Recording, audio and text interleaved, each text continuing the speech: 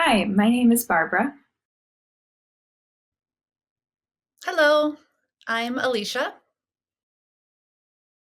Together, we are the co-founders of Atomic Hands.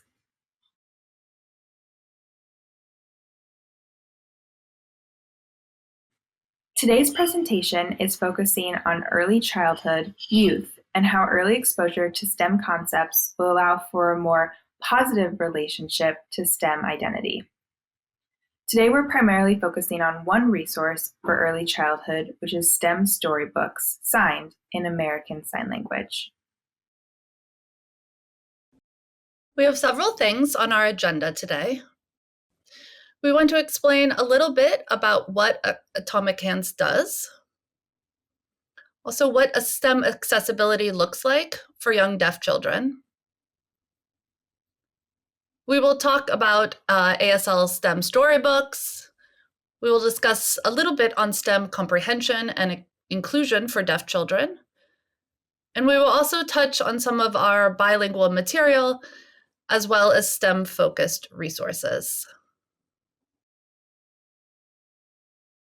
On this slide is the Atomic Hands mission statement.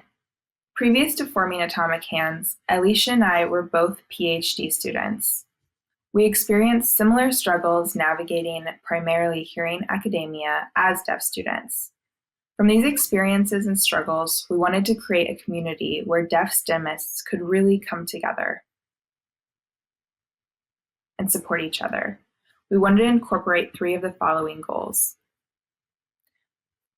foster wonder and curiosity within the community. We wanted to empower the community to encourage thought about STEM concepts and how to put them in ASL. We wanted to encourage collaboration and networking, a support system for deaf STEMists now and in the future. So a little bit about us. We have a combined 30 years experience as actively practicing scientists and educators. Barbara is a marine biologist. I am an immunologist. So it's nice to have both the worlds of earth and body combined and collaborating. We also have a lot of involvement with all age groups from K onwards. And we're always looking for ways to engage the deaf and signing community to become more interested in STEM. Research has shown that adults who find themselves in STEM fields have a very positive experience with their STEM identity, originating from an early exposure to it in childhood. This shows just how important early exposure is for future success in academia and career. Similar to early literacy exposure, STEM should be prioritized.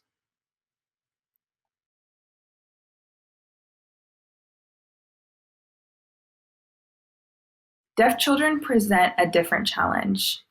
Most deaf children are born to hearing parents who don't sign at home.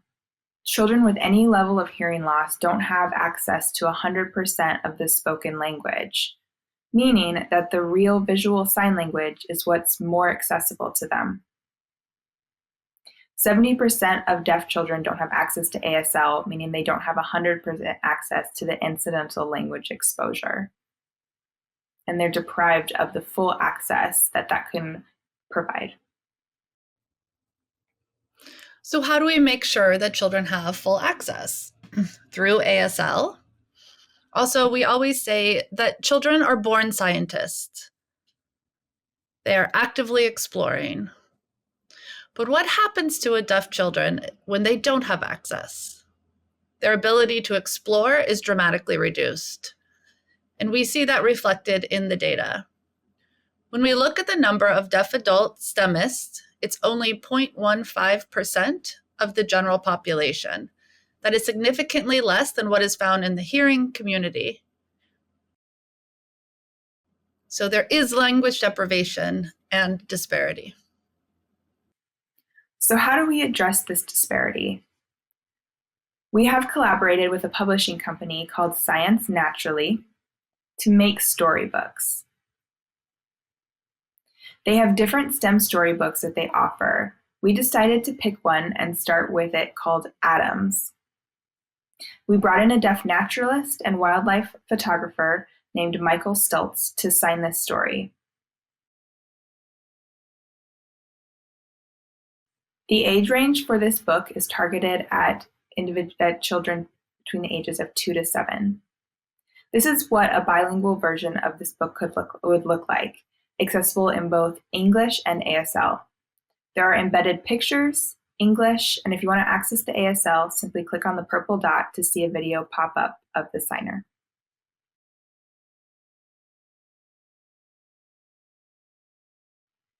Say hello to the atoms who built everything you see.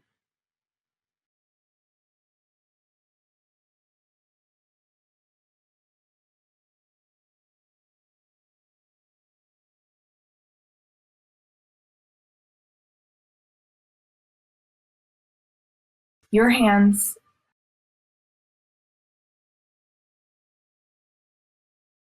this book, the air, giraffes,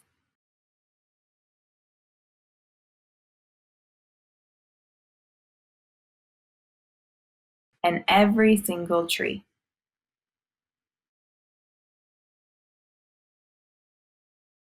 So the video you just saw shows how the English sentence can be translated into ASL and becomes a story. You will notice, while many people believe that you should fingerspell the English word, but we believe something a little bit different.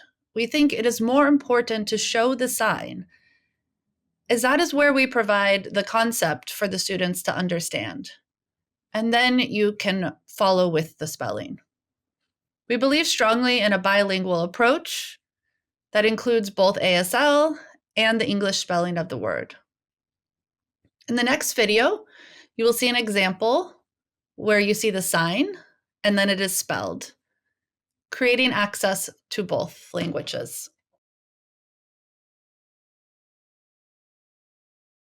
If you want to make an atom, the recipe starts with protons and neutrons. Squish them together.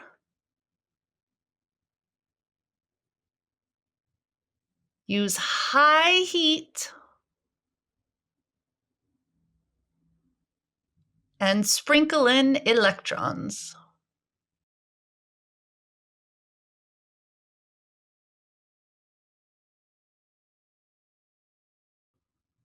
In the story, you saw the 3 words: protons, neutrons, and electrons. They first provided the sign, followed by the spelling. We also have a glossary based on the same idea. It is important for each vocabulary word to have the sign, the spelling, and then the definition. On each word, you can see the purple dot next to it, so they each have their own sign, spelling, and definition ready. The other great thing about having bilingual resources is that with ASL, there can be a level of creativity baked in. Concepts become 3D and can almost come to life. The next video is an example of how a person can personify themselves becoming an electron.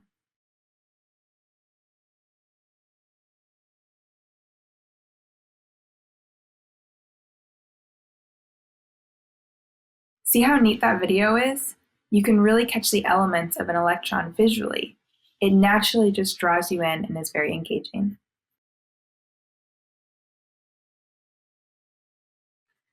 The other strategy is to have some sort of audience engagement, as if the interaction is happening in the room with the audience or the reader. It helps incite and maintain interest. This can be done with gestures, and if you watch this video, he says you or your, and it really makes the reader feel like they're a part of the story. You live in the universe.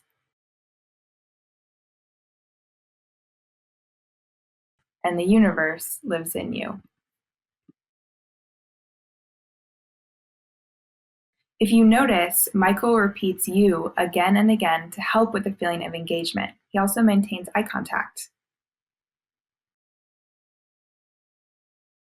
This is one example of one of our storybooks. We have storybooks for older children that specifically focus on women in different fields of STEM. This example is Women in Biology. It shows a deaf woman who's signing. You can see the woman in the bottom left-hand corner. That's Dr. Kim Dodge, who is a deaf vet. The other book we have is Women in Botany. The signer for this is Dr. Amy Sanko, who is a deaf woman herself in the field of botany. The third book we have is Women in Engineering. And this is signed by Joanna Lucht, who is a NASA engineer. Next, we have Women in Physics. For this, we have a deaf data engineer signing, whose name is Brianna Harold. We also have more books coming soon, focusing on protons and neutrons. That should be released later this fall or early winter, so we're looking forward to that. The last in the Atom series is the Electrons, which will be released this upcoming fall, so keep an eye out for more info. We wanted to give more information about what STEM comprehension looks like for young deaf children. And I have some examples to show you. One way is to teach through play, using different STEM toys, games, cards, magnets, to really allow the child to explore while also counting to them or describing to them what's happening while they play. You can watch this video to see what this could look like.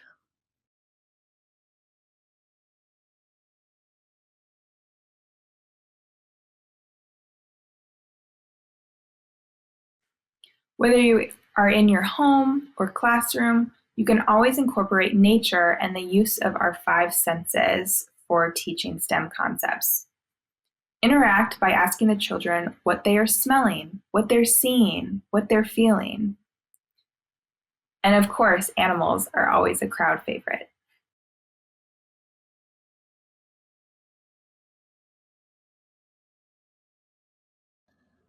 Another really important thing to remember for deaf children is peer interaction with other deaf children. When deaf children see other kids using sign, they will naturally acquire more language through that learning. When they become older, it is important that they engage in ways that require teamwork and collaboration. In this video, you will see the child nodding their head at someone else who is signing to her.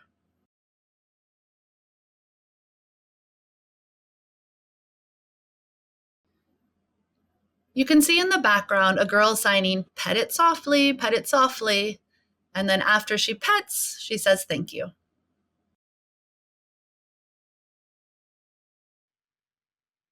And of course, using STEM storytelling is important, inviting children to share and interact in both English and ASL.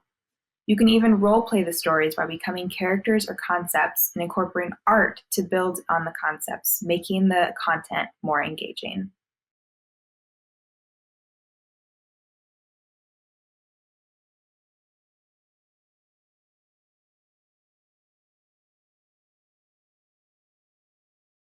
And finally, we have field trips. When people think of field trips, they often think of children's museums or science museums, but it can also be places like local farms, urban gardens, really anything that the children may take interest in. If you are a new signer, you can learn signs before you go on the trip, And then as a family, you can put those signs into use with explanation as you go along.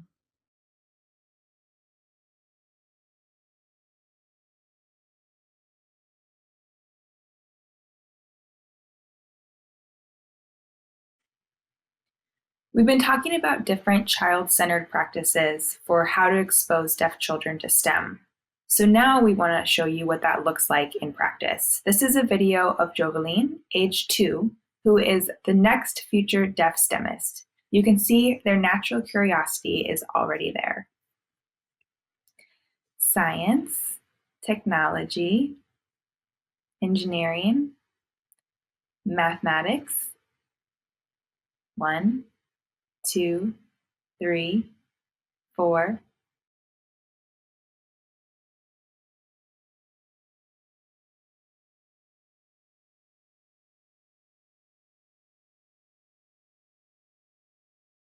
Yellow, green, red, purple.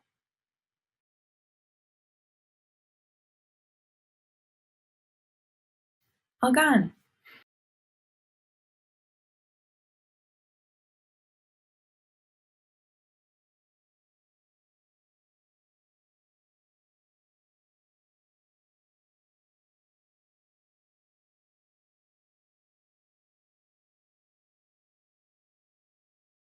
Joveline is a perfect example of a child who's already doing early mathematics, like counting, then also naming colors and making connections between cause and reactions.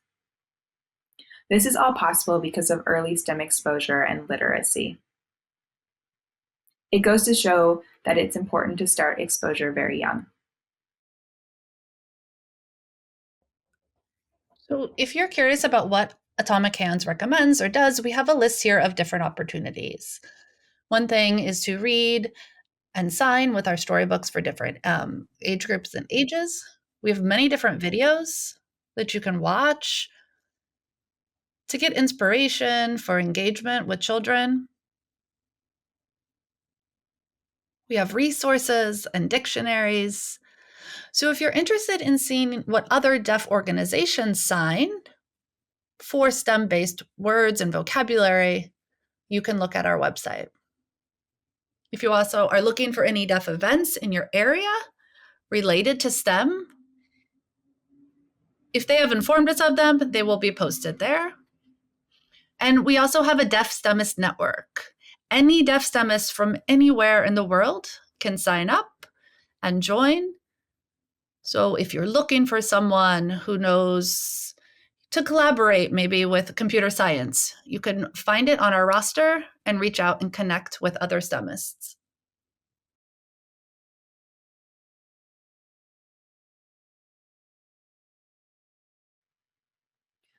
Our work doesn't happen in a silo. It's been a combination of contributions from the community, which has largely elevated our impact.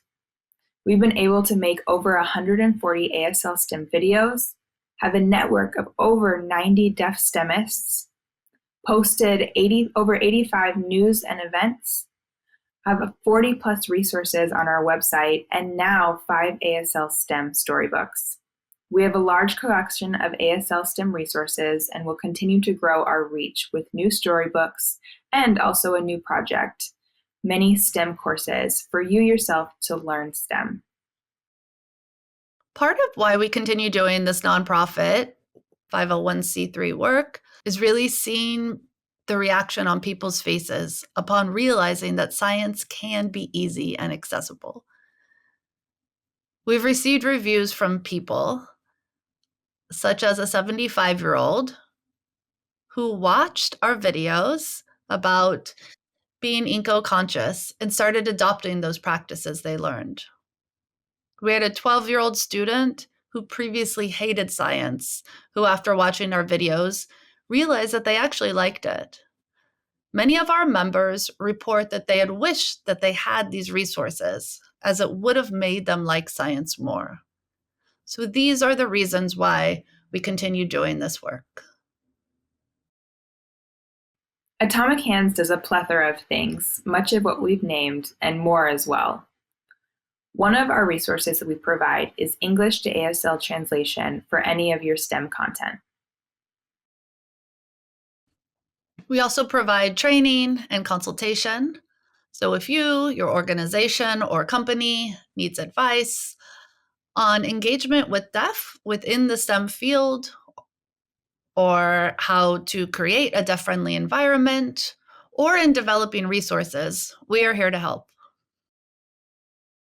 We also provide resource development. We're happy to provide consultation and get involved for any videos or content you want to make available as resources in American Sign Language. So thank you for watching our presentation. I hope you learn more about how to engage with deaf children in providing language and access for future STEM participation. If you want to learn more about our storybooks, videos, and our resources, you can go ahead and use these QR codes here. If you want to reach out to us, to talk, to collaborate with us, to partner, feel free to email hello@atomichands.com.